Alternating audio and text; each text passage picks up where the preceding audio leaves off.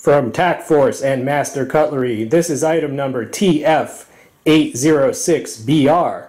Right, BR is black and red color scheme. It also comes in BL and BP. The overall closed length is 4 3/4 inches. Now you see it as a glass breaker as well as a seatbelt cutter. See the pocket clip there. And you see it has a diving eagle pattern. Very nice. Opening is via an index flipper. You see it has open pillar construction as well, and it does have an assist. Right, that causes it to come out fast. It locks up securely. There's a liner there. Easy to disengage. It is a plain edge, allowing it to be much easier to resharpen, and it is very sharp. And you see that there. Be very careful. Comes razor sharp.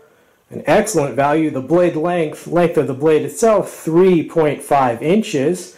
And overall, an excellent and very attractive looking little pocket knife from Tac-Force and Master Cutlery.